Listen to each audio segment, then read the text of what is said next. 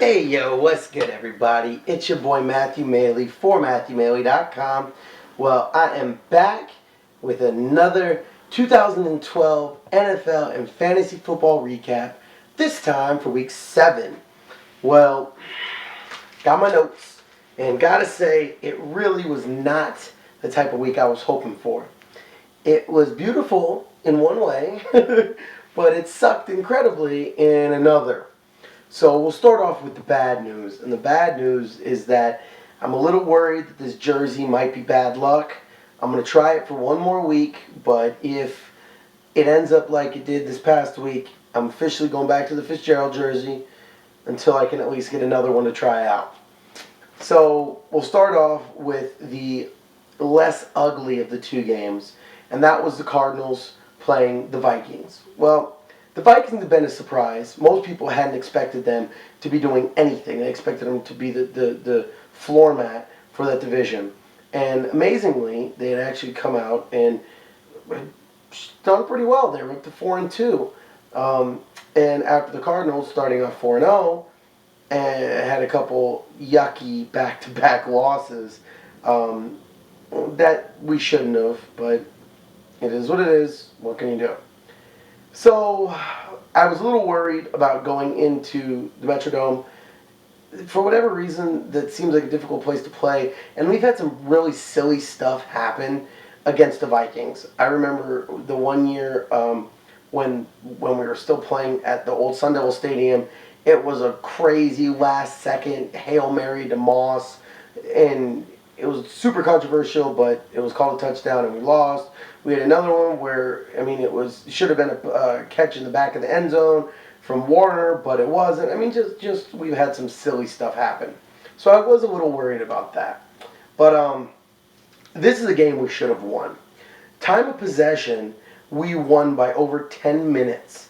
Yet, thanks to 7 sacks from the Vikings and the 10th straight game of John Skelton throwing an interception, we lost 21-14.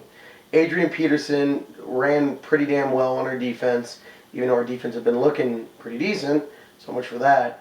And it ended up pretty ugly. Last week was a game that we really should have won. This was a game that it would have been nice. I could understand it not being as likely, but I really do feel that we should have. So that was pretty ugly. But that was nothing compared to the absolute debacle that was occurring down in Houston.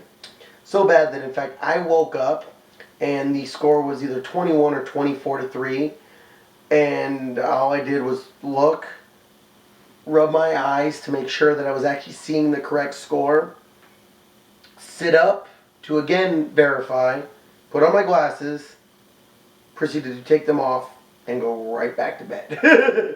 It was ugly. And it didn't get any better.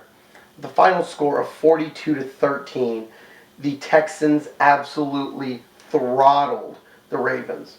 And I knew that it was somewhat of a perfect storm of just bad everything coming together.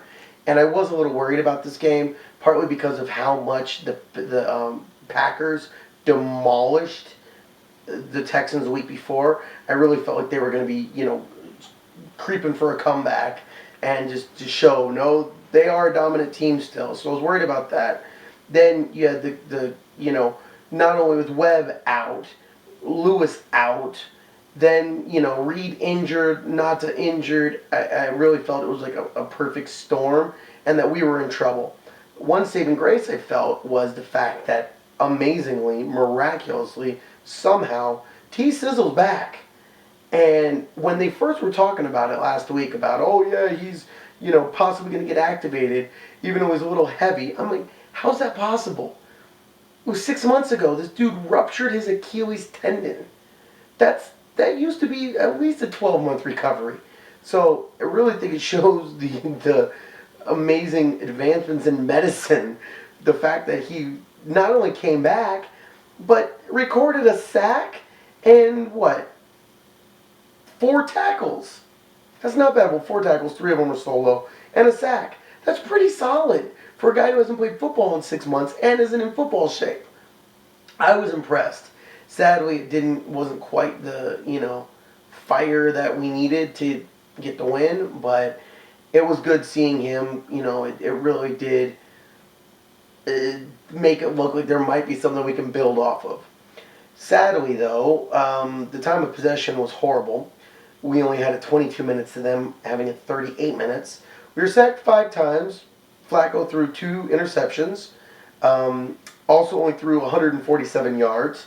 Ray Rice only had 42 yards. And while Ed Reed did have 8 tackles, they obviously weren't enough.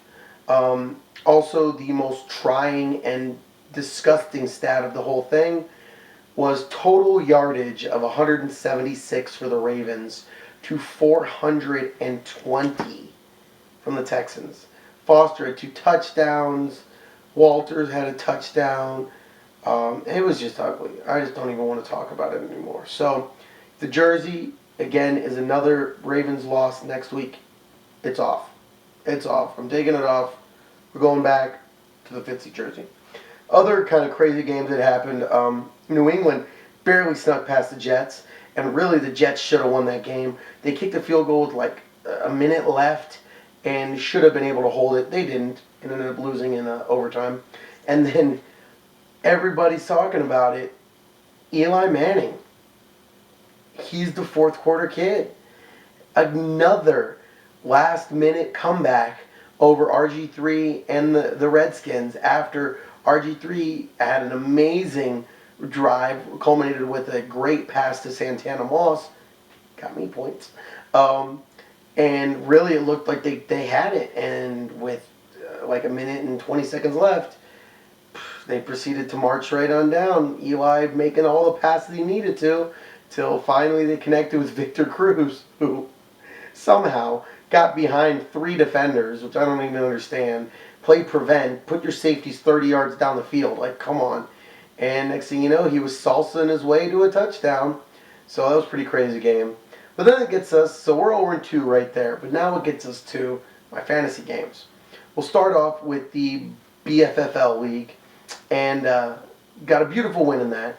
Partly, helped out by the guy who was playing not putting in one of his running backs. But I still won by 40 points, 108.3 to 69.5. So I really don't think he was going to get a 40-point running back. Probably not, at least. But I made a couple really good waiver wire pickup. Well, one really good waiver wire pickup. I picked up Josh Freeman because Vic was on a bye. And he got me 33.9 points with 420 yards and 3 touchdowns. Plus, I also played Vincent Jackson and sat Larry Fitzgerald, simply because I was worried about Skelton coming back in, and Vikings have a decent set of DBs. And Jackson ended up having 216 yards and a touchdown, scored me 27 points. So that was beautiful. So great win with that, and now I'm tied for first at 5-2. Then the other league, also the Any Given Sunday League, I won there with a great win of 152.42 points to 116.22 points. Made my only miscalculation. I didn't play Brady. I played Roethlisberger because I thought it would be more of a shootout. It wasn't. But finally, it's too ironic. Chris Johnson has horrible games against the worst defenses, but against good defenses, he comes up and actually is good. And he ended up going off for 195 yards, 2 touchdowns, totaling for 32.30 points. Wish he could have gotten 5 more yards. Would have been nice to have that full, 200. Santana Moss had 2 touchdowns and 67 yards, totaling 18.20 points. And the Texans defense, it stuck that it had to come against the Ravens, but hey, if they were going to lose, at least it got me the win. And that was a 28-point performance with a touchdown run back by Jonathan Joseph, which we didn't even know if he was going to play with that groin injury, as well as a safety, 4 sacks, and 2 interceptions. So nice getting a win there. Ended up winning both my fantasy leagues and got both losses for my teams. But at the end of the day, 2-2 is not horrible. I've got to do better than 2-2 next week, or else we're going to the other jersey. I'm saying it right now, calling it. No 2 ways about it. So Monday night game just ended. It was a snoozer. I spent more time watching the presidential debate and watching the Cardinals crumble in the NLCS than I actually did the game. I don't know why. I just could not get into it. I think it's probably because the Lions couldn't get anything going, and the Bears didn't get much better. It was a defensive struggle to the nth degree. But it's funny how much everybody's talking about this hit by Ndamukong Suh. And I know Ndamukong Suh. Well, let me full disclosure. I like Ndamukong Suh. I think he's a cool personality. I like how ferociously he plays.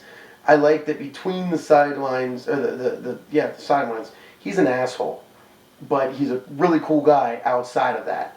Well, he had a hit on Cutler, a great sack, and everybody is freaking the hell out over it. To me, it wasn't even that bad of a hit, like compared to some of the hits he's put on.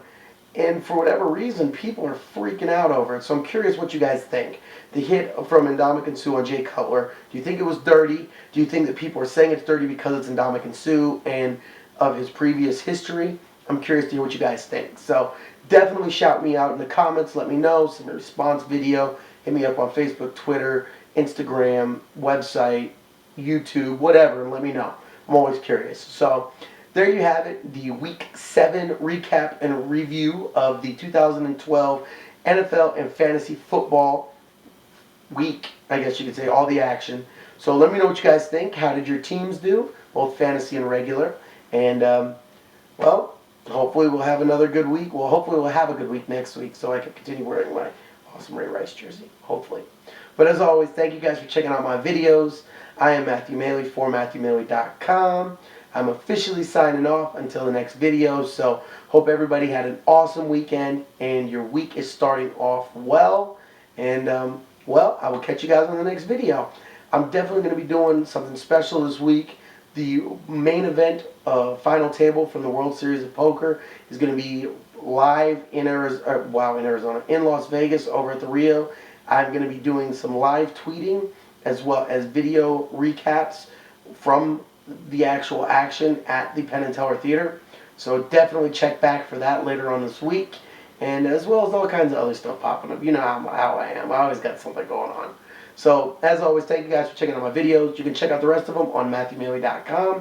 You can also check me out directly on YouTube. Just search for Matthew Maley Poker. Check me out on Facebook. Again, search for Matthew Maley Poker. Follow your boy on Twitter at Matthew Maley. And finally, check me out on Instagram at Matthew Maley Poker. So, I'm signing off. Peace out, y'all.